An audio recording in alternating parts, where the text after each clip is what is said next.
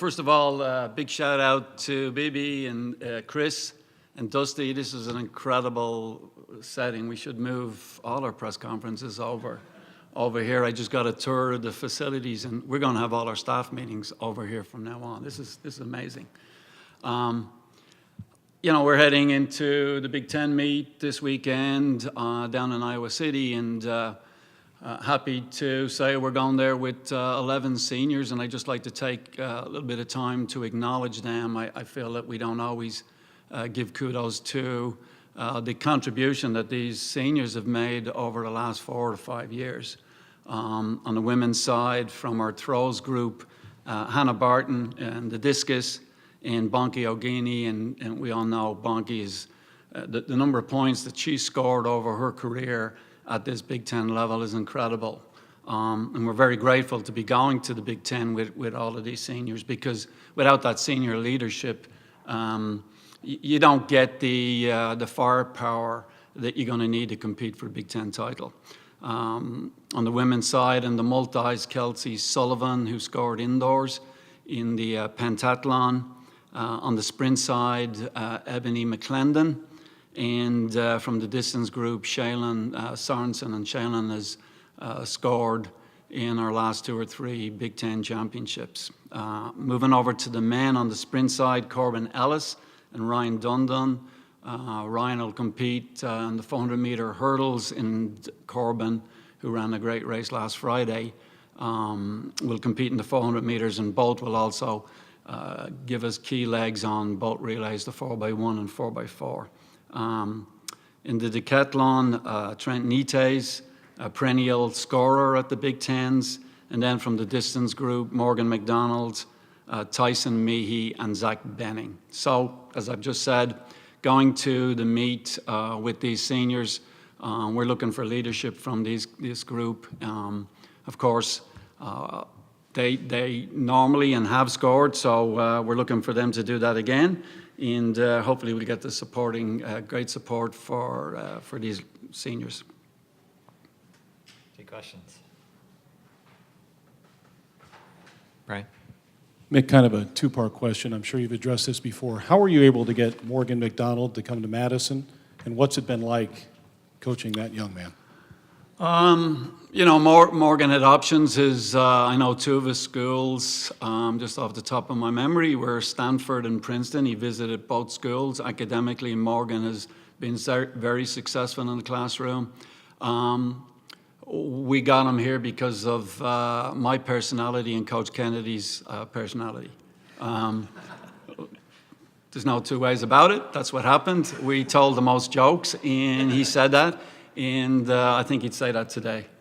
So, he and his mom have been, Mom came on an official visit, and we recognized, right away that we need to go and recruit Mom and not Morgan. So we did recruit Mom. And of course, again, our Irish personalities, we won that battle.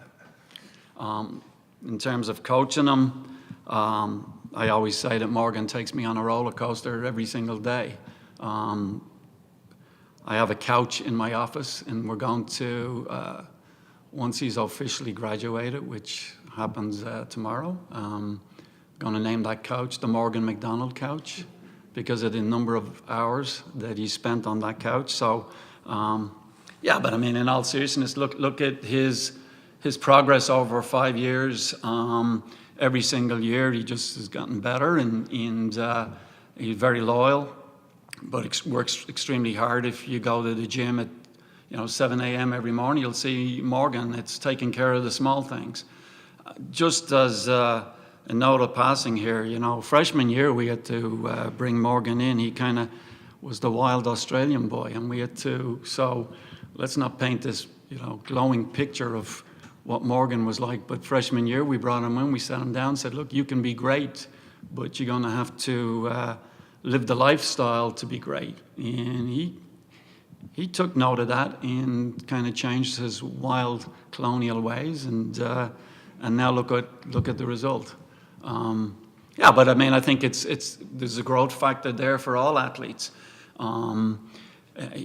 He decided very early on in his career that he wanted to be a world beater. He wanted to compete on the world stage in the Olympic Games, and he's going to get that opportunity next year. He's already competed at the World Championships, and he's a 3-time NCAA champion. That, when he switched on the light switch, then look what happened. And I think, his growth in terms of training, his strength, but it didn't just happen overnight.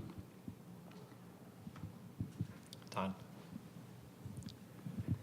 What percentage of people that you have that conversation with about having to live the life do it as opposed to say, okay, maybe I'm not cut out for that? Yeah, that's a good question. I mean, we always preach that it's not what we do from 2 o'clock or from between the hours of 2 and 5 o'clock. It's more, it's that lifestyle. And in our sport, because it's so brutal, because we compete 3 seasons, it's sometimes when you take a step back and you look at it like, gosh, these kids don't ever get an opportunity just to be normal kids. And it's a small percentage. When you have a culture that's a very positive culture and a group of guys, group of women that are living that lifestyle, it makes our job real easy. But is it difficult? It's very difficult. Come on, look at last week. We were out of pen relays, and everybody else, the normal student, we called them the normal students. We're the geeks. Was out there on Mifflin Street having fun, being a normal kid, and there's nothing wrong with that. It's just, with the amount of travel we do, competing 3 seasons, it's very difficult for our athletes, and it's not for everybody. So we have those conversations with kids right after freshman year, because it is a huge commitment, and not everybody wants to do that. But put a percentage on it. Right now, fingers crossed, we have an incredible culture on the team, but that goes in cycles. In every single Division I school, every single team, it doesn't matter whether you're rowing, whether you're cross country or track and field, goes through those cycles. Fortunately, and I think you see the results because of that positive culture. But to think that it's all a bed of roses and that that every single kid is all in, no, that's not the reality. It's not the reality of life. Mick, you could argue pretty easily that men's track and men's cross country are the 2 most successful sports here in Wisconsin. Could you argue too that Morgan is the most successful athlete to come through that program? It's funny. Great question, Andy. Just talking to AJ before we come in here, like, how do you put it in perspective? We define in our sport, particularly the sport of distance running, that winning that cross-country title, and how difficult it is to win that. Yeah, it was fun and indoors, and Morgan kind of did what we thought he could do, winning the 3K and the 5K. And I'm not trying to,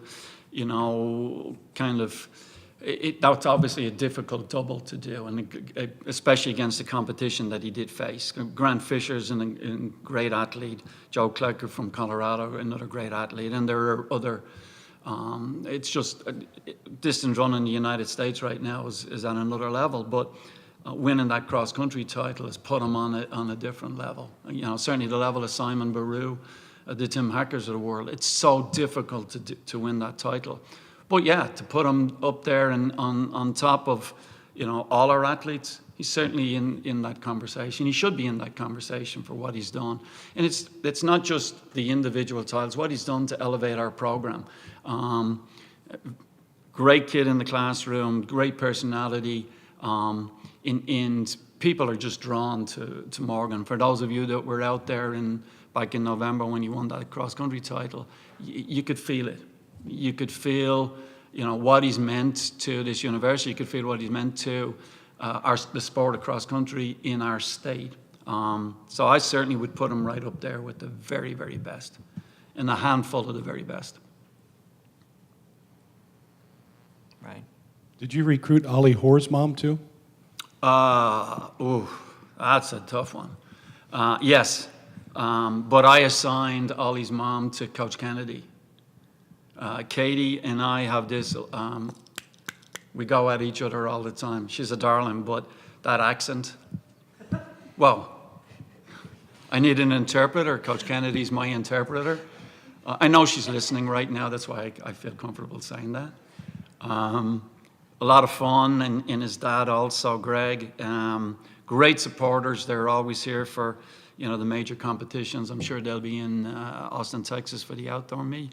But yeah, along with the athletes, we have the moms, especially the Aussies. The moms they're still tied to the mothers. Mick, has Ollie reached his peak? Good God, I hope not. No, yeah,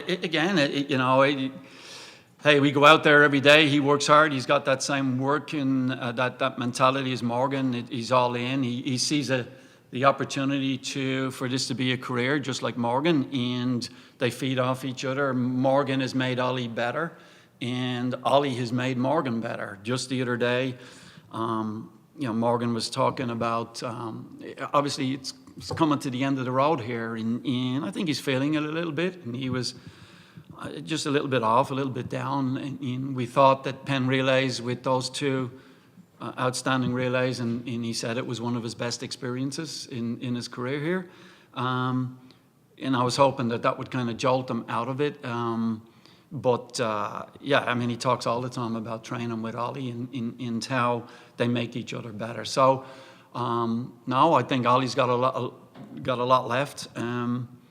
We try not to pigeonhole him as just a miler or a 1,500 meter runner. Obviously, he's leading the nation right now over 1,500 meters. But, I think you'd have to go back a long time in the history books to see when a 1,500 meter runner was inside the top 20 at the NCAA cross country. One comes to mind, Kevin Sullivan at Michigan, but you don't see that type of range all the time. So yeah, I think he's got a lot left. Anything else? Where's the JT question? I was waiting for that. Brian has it, maybe. How does he help your squad? Wow, you just had to be in. It's hard to explain. You got to. When we walked into Franklin Fields for Penn Relays, it was incredible. The number of reporters, TV cameras were all over him. It was like, wow, how do they know about this guy? And they kept talking about Ron Dane and Ron Dane's record. And now I feel like I'm putting pressure on him for this upcoming football season. He has a presence. There's no doubt about it. And we could see that in Philadelphia. He felt very comfortable there, which is it was awesome to see. He's a track guy, that's for sure. You could see that he's was involved in the sport in high school. His high school team came along to cheer him. His high school coach, just that real presence down on the field was amazing to see. Does he help us? Yeah. The guy can sprint. We just have to, if you were out there last Friday night, our exchanges, we have to clean them up. He was coming in so fast. Our guy took off in advance too early, and they just barely got the baton in the zone. If we were at an outside meet, we probably would have got a yellow flag, but because we were at home, we did not get a yellow flag. But, certainly we got to work on that this week. You can't go to Big Ten and have that happen. So, and I think every week now he's getting faster.